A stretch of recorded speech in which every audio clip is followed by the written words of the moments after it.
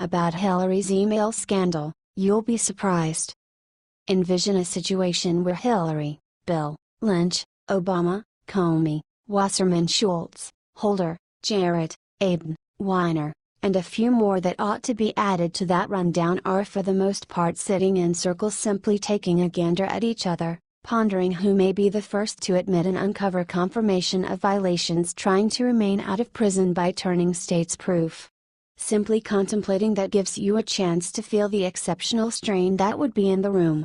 Would anybody even say anything regardless of the possibility that they were certain that there were no recording or checking devices present? That is not a situation that is probably going to eventuate, but rather no uncertainty goes on all the time with the special case that the players are isolated from each other.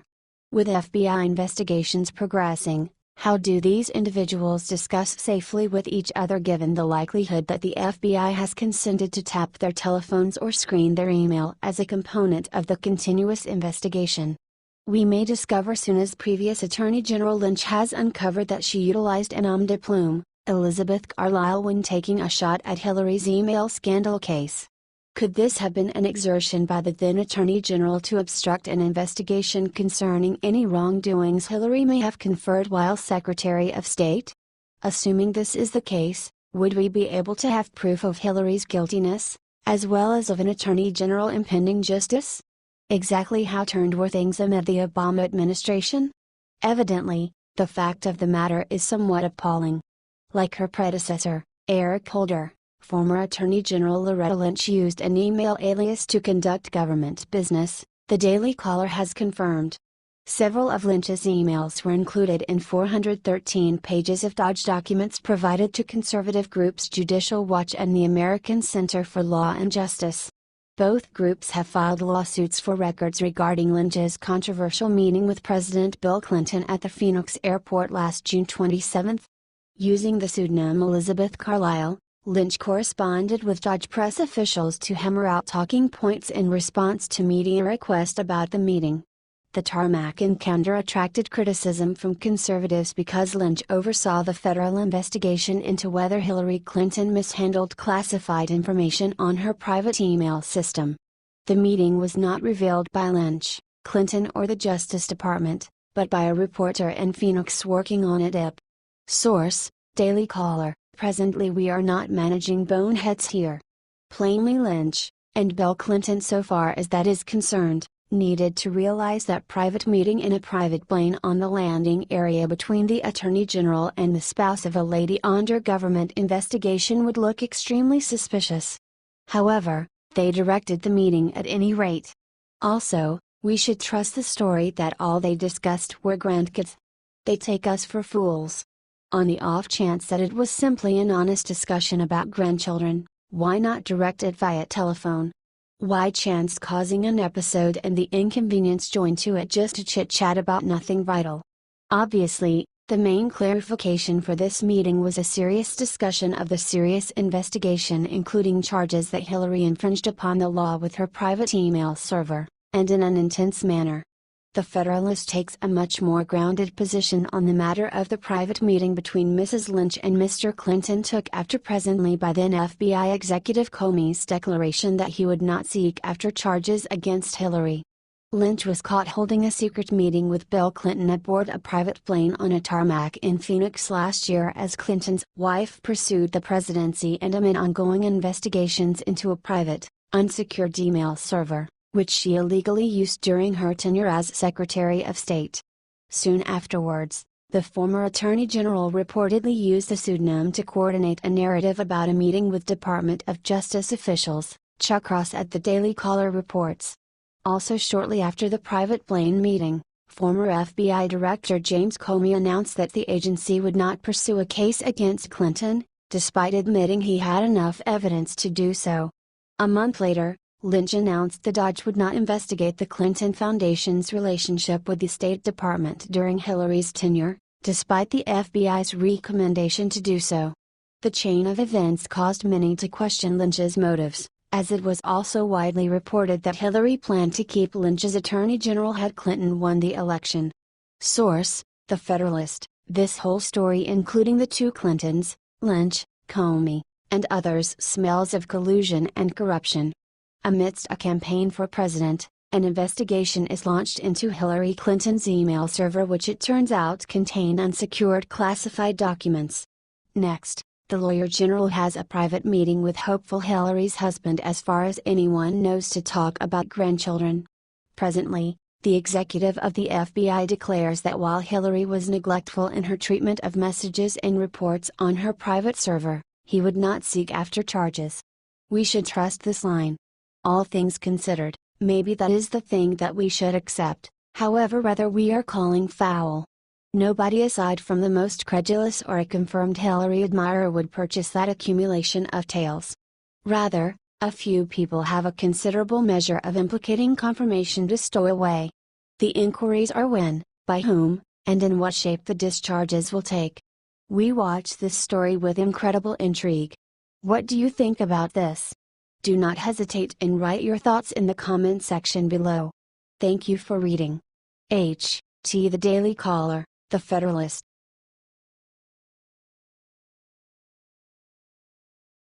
Hillary is having a temper problem. Look what President Trump just did. One topic that has been underlined in these website pages is that justice is for everybody or for nobody.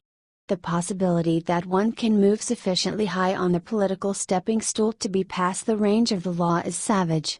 Once spread and accepted as reality, that conviction leads not exclusively to hatred for such people who appear to be resistant to justice, yet it brings the legitimate system and its parts into unsavoriness. A general public that sees the law as a wiped-out joke is a general public in a sensational decrease. Is there any uncertainty that if a normal representative with top mystery trusted status in one of our knowledge offices were to have done what overpowering proof focuses on what Hillary has done, that such a man would be confronting different criminal accusations? Assuming this is the case, why isn't she? Up until now, the main answer is that she is Hillary. That is sufficiently bad. President Trump took to Twitter to declare that he is pressing Attorney General Sessions to seek after charges against Hillary and to indict her. It is the right choice. Either indict her or exonerate each individual in jail for releasing characterized data, paying little heed to their inspiration. Justice for all or justice for none. This was a delicate matter for Trump. If I win, I will instruct my Attorney General to get a special prosecutor to look at your situation. Because there has never been so many lies, so much deception, Trump said in the second presidential debate with Clinton. After some quibble, now gives off an impression of being the time that he will follow through on that promise. Trump is prepared to get down to business.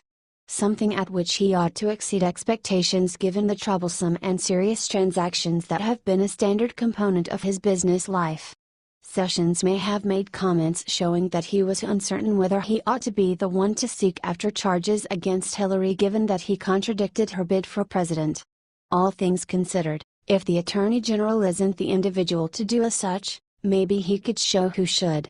All things considered, he is the country's central law authorization officer. It is not his business to release lawbreakers free. If not supporting Hillary for president would be an excluding factor for being engaged with her indictment, that would preclude the larger part of Americans, individuals who either voted in favor of President Trump or who didn't vote by any stretch of the imagination. That is a silly thought. Attorney General Sessions, carry out your employment and indict Hillary. All things considered, the jury will settle on an ultimate conclusion. On the off chance that you won't, leave and let somebody who is unafraid to do the Attorney General's job assume control. What do you think about this? Do not hesitate and write your thoughts in the comment section below. Thank you for reading. The Daily Call.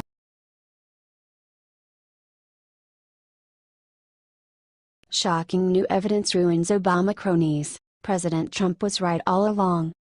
Liberals still cry about a non-existent Trump, Russia scandal, while helpfully disregarding the wrongdoings of our nation's past president. The way that Barack Obama violated the Constitution and around 12 different laws while in office is no longer up for question. It's quite recently hard actualities with a pile of evidence to help them.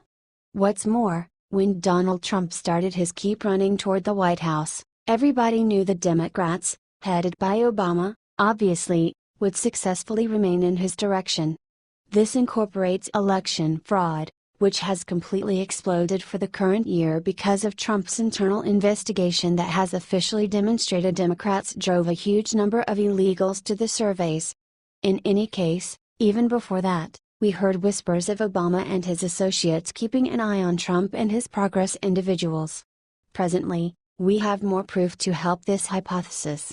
Fox News: an Obama official made hundreds of unmasking requests during the last year of the previous administration, according to a letter from a top Republican who raised new concerns that officials sought the identities of Trump associates in intelligence reports for inappropriate purposes.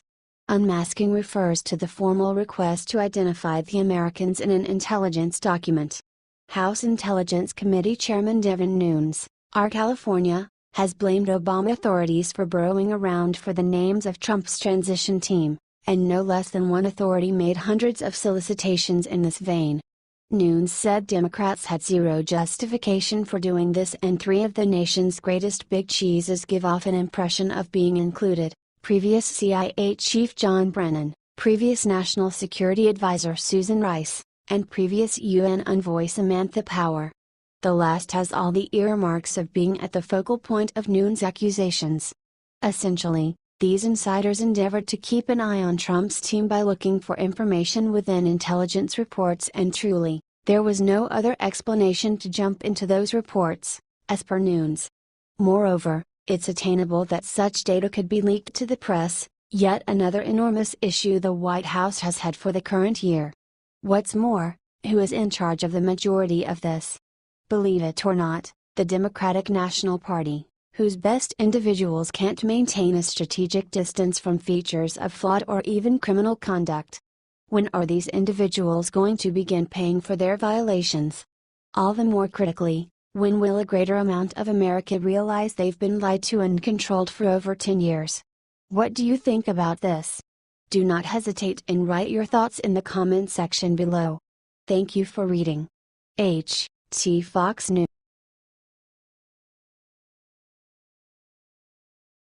Paul Ryan defies President Trump, look what he said. With regards to his association with President Trump, House Speaker Paul Ryan is to a greater extent an undeniable irritation than he is an assistance. He more likely than not made sense of that by impeding the president he is giving himself and the Republican House he drives an notoriety for being a piece of a do-nothing Congress. Apparently, he trusts his qualifications as an rhino are more essential than his leader's motivation.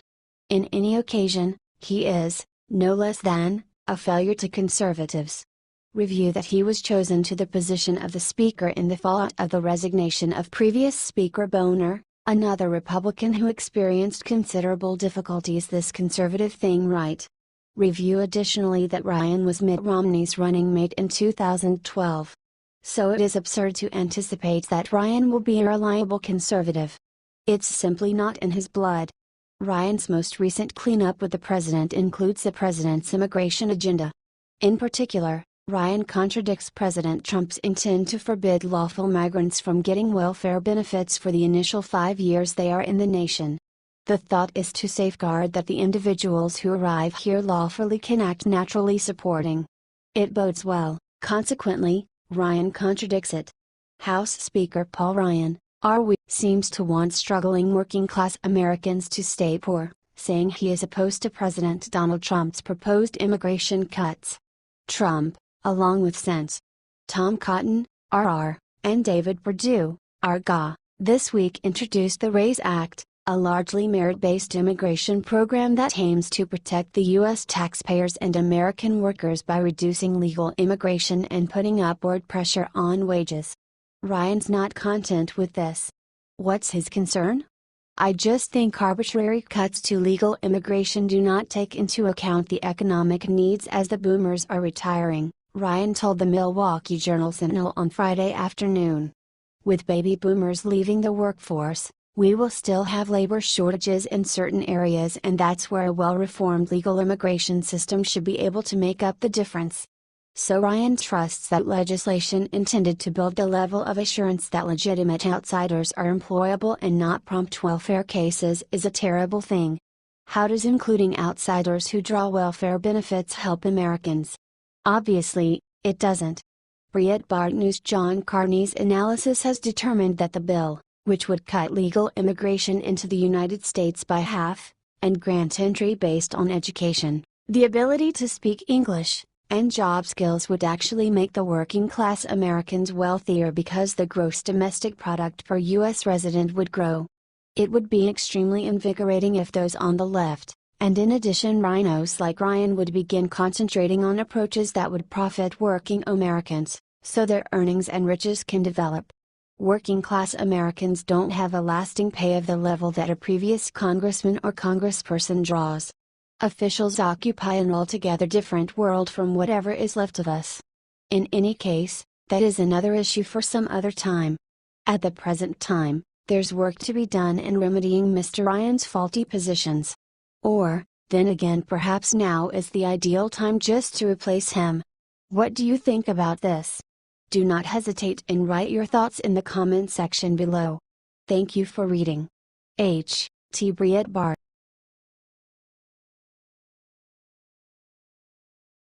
Gowdy just catches Loretta Lynch lying under oath about.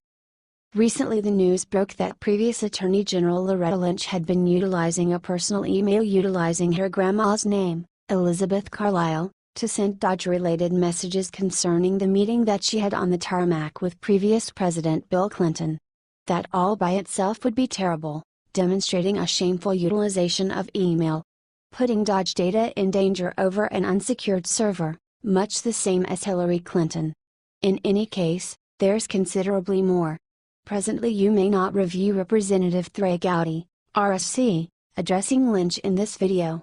In any case, listen painstakingly and you may see something. Did you hear it? She denied, evidently under oath, that she utilized personal email for Dodge material in violation of Dodge policy. However, clearly, as should be obvious from the Carlisle messages, Lynch used personal email. Not just personal email. However, individual email in an imposter name, much like some others in the Obama administration, as Lisa Jackson. That qualifies as a major whoops. What do you think about this? Do not hesitate and write your thoughts in the comment section below. Thank you for reading. H. T. Young Con.